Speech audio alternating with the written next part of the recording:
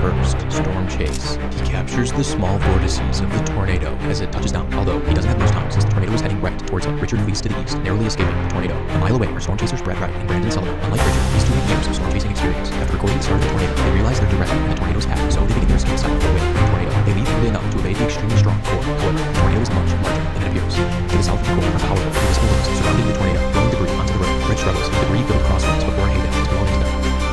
Fortunately, Brad and Brandon survived the encounter. However, the tornado is larger, getting stronger. To the north of the tornado, the line of chasers sprint through the alongside the circulation. In the rear of the path is Team Tommy, led by the legendary storm chaser Reed Timmer, as fast as the course runs the tornado to their southeast. From their position, you can clearly see the outline of the massive tornado, despite it being wrapped in rain. Also, the tornado is immense. Vehicle are three chasers, father and son Tim and Paul Samaras, and longtime team member Carl Young. Twistex's position extremely close to the tornado, since they are chasing with the goal of deploying the probe inside of the tornado.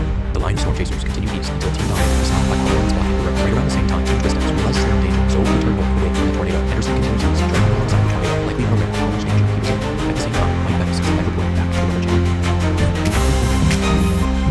Guys, that's it! Right there! Look at that monster! It's a huge tornado! He realizes they don't have a lot of time since the tornado is getting closer by the second. This thing is moving relatively slowly. We could be putting ourselves in a dangerous position here. We may actually quickly try to get ourselves to the south of this. I think we have to go now in order to stay ahead of this and not get run over by. Mike then makes the call to escape the tornado by going south on Highway 81. This is a huge mistake. As the Weather Channel crew frantically drives south, the tornado grows in size while also accelerating. The combination of growth and increased forward speed means that the tornado is effectively moving towards them at over 80 miles per hour. They have no chance of escape. Within minutes, the Weather Channel vehicle is at the core.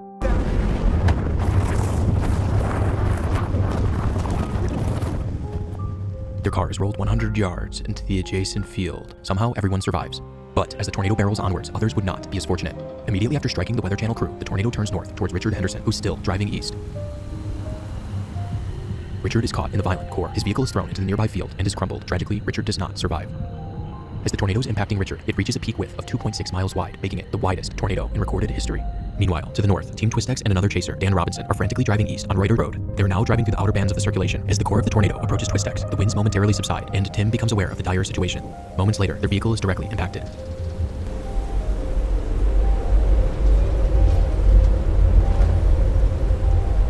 Tossed a third of a mile to the east. Tim, Paul, and Carl do not survive.